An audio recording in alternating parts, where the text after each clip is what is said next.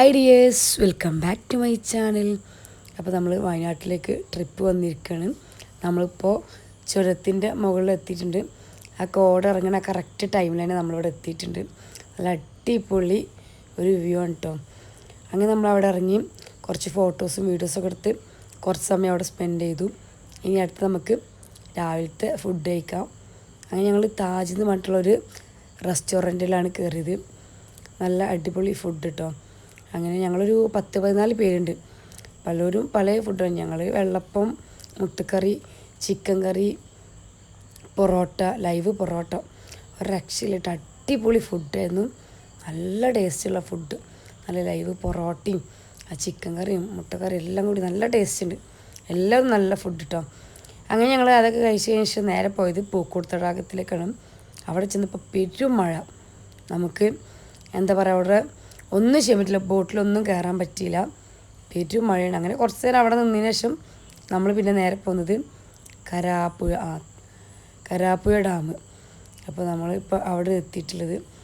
അവിടെ എത്തിയപ്പോൾ കുറച്ച് മഴയൊക്കെ കുറഞ്ഞു. പൂക്കോട് തടാകത്തിൽ നമ്മൾ റെയിൻ കോട്ടൊക്കെ ഇട്ട് കുറച്ച് നേരം കുട്ടികൾ പാർക്കിലൊക്കെ അവിടെ കളിച്ചു. പക്ഷേ അധികം അവിടെ ഒന്നും നിൽക്കാൻ പറ്റിയില്ല, മഴ ആയ കാരണം. അങ്ങനെ കരാപ്പുഴ ഡാമിലെത്തിയപ്പോഴാണ് പിന്നെ കുറച്ച് മഴയൊക്കെ ഒന്ന് ഒതുങ്ങിയത്. അങ്ങനെ ഇവിടെ കുട്ടികൾ മറ്റേ ചെറിയ റൈഡറും ഇതിലൊക്കെ കയറി. പിന്നെ നമ്മളിവിടെ കുറച്ച് സമയം ഡാമിൻ്റെ അടുത്തൊക്കെ പോയിട്ട് അവിടെയും ഇവിടെ കയറ്റി കുറച്ച് സമയം സ്പെൻഡ് ചെയ്തു. പിന്നെ നല്ല അടിപൊളി വൈബ് സ്ഥലം ഈ ഡാമിൻ്റെ മുകളിൽ നിന്നിട്ടോ. നല്ല അടിപൊളി വൈബ്.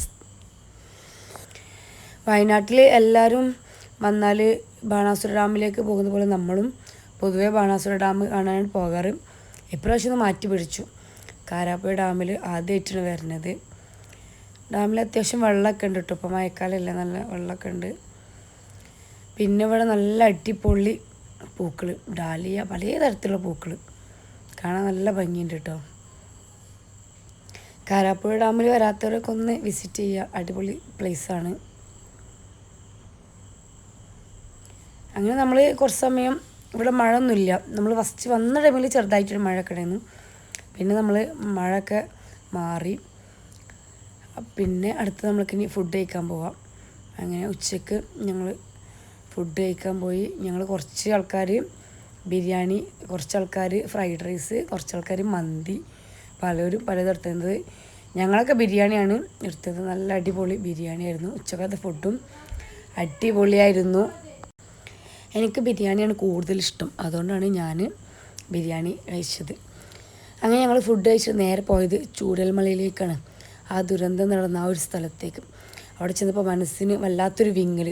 അവിടെ എന്താ പറയുക, മരണപ്പെട്ട കുട്ടികളുടെ, മുതിർന്നവരുടെ ഒരു ഫ്ലെക്സ് തന്നെ വെച്ചിട്ടുണ്ട്. ഒരു ചെറിയ ഭാഗം ഇടിഞ്ഞു വീണിട്ടാണ് ഇത്രയും വലിയൊരു ദുരന്തം അവിടെ ഉണ്ടായെന്നൊക്കെ നമ്മളോട് അവിടുത്തെ ആളുകളൊക്കെ പറഞ്ഞു. എന്തായാലും ഭയങ്കര സങ്കടം. ആ ഒരു ഭാഗം കണ്ടപ്പോൾ, അവിടുത്തെ സിറ്റുവേഷനൊക്കെ കണ്ടപ്പോൾ നമുക്ക് ഭയങ്കര വിഷമമായി. അങ്ങനെ ഞങ്ങൾ അവിടെ അധികം നേരം നിന്നില്ല, പെട്ടെന്ന് പോന്നു. പിന്നെ നമ്മൾ ചുരമൊക്കെ ഇറങ്ങി വരികയാണ്. അതിൻ്റെ ഇടയ്ക്ക് ചെറിയ ചെറിയ വെള്ളച്ചാട്ടങ്ങളൊക്കെ ഉണ്ട്. അങ്ങനെ നമ്മൾ അതൊക്കെ കണ്ടു. ഇനി നമ്മൾ നേരെ പോകുന്നത് നോളജ് സിറ്റിയിലേക്കാണ്. അതിൻ്റെ ഇടയിൽ നമ്മൾ ചായ കുടിക്കാൻ കയറി. അതൊന്നും ഞാൻ വീഡിയോ എടുത്തില്ല, കാരണം നല്ല മഴയായിരുന്നു. നല്ല പെരും മഴയായിരുന്നു ആ സമയത്ത്. അപ്പോൾ പിന്നെ വീഡിയോ എടുക്കാൻ പറ്റിയിട്ടില്ല. അങ്ങനെ നമ്മൾ അത് വീഡിയോ എടുത്തില്ല. പിന്നെ നമ്മൾ ചുരം ഇറങ്ങിയതാണ് പോന്നുകൊണ്ടിരിക്കുകയാണ്. അടുത്ത് നമുക്ക് നോളജ് സിറ്റിയിലോട്ട് പോകാം. അപ്പോൾ നമുക്ക് നോളജ് സിറ്റിയിൽ നിന്ന് കാണാം. ചുരത്തിൻ്റെ മുകളിൽ നല്ല ബ്ലോക്ക് ഉണ്ടായിരുന്നു. അത് കാരണം നമുക്ക് ആ വെള്ളച്ചാട്ടത്തിൻ്റെ വീഡിയോ ഒക്കെ അങ്ങനെ കിട്ടിയതാണ് കേട്ടോ. അങ്ങനെ ബ്ലോക്ക് ആയിരിക്കുന്ന സമയത്ത് കുറച്ച് നേരം അവിടെ സ്റ്റക്കായി നിൽക്കില്ല വണ്ടി, അങ്ങനെ കിട്ടിയതാണ് അതൊക്കെ. ചിലയിടത്ത് എത്തിയപ്പോൾ ചെറുതായിട്ട് ചാറ്റൽ മഴ, ചില ഭാഗങ്ങളിൽ നല്ല കോട ഇറങ്ങിയിട്ടുണ്ട്. വൈകുന്നേരം ആയല്ലോ.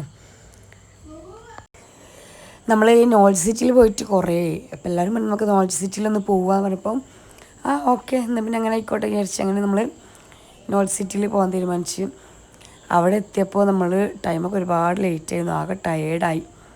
പിന്നെ വീഡിയോ എടുക്കാനുള്ള ഒരു സിറ്റുവേഷനൊന്നും ആയിരുന്നില്ല. അപ്പോൾ അധികം നോളജ് സിറ്റിൻ്റെ വീഡിയോ ഒന്നും അധികം എടുത്തിട്ടില്ല. പിന്നെ രാത്രി ഫുഡ് കഴിക്കണ വീഡിയോ ഒന്നും എടുത്തില്ല കേട്ടോ, കാരണം ടൈം ഒരുപാടായിട്ട് നമ്മളൊക്കെ ആകെ ടയേർഡായി. അപ്പോൾ ഇത്രയൊക്കെയായിരുന്നു നമ്മുടെ വയനാട് മിനി വ്ളോഗ്. ഇഷ്ടമായ നമ്മുടെ ചാനലൊന്ന് സബ്സ്ക്രൈബ് ചെയ്തൊന്ന് സപ്പോർട്ട് ചെയ്യുക. ഇൻഷാ അല്ലാഹ് മറ്റൊരു വീഡിയോ ആയിട്ട് വീണ്ടും കാണാം. അതുവരേക്കും ബായ്.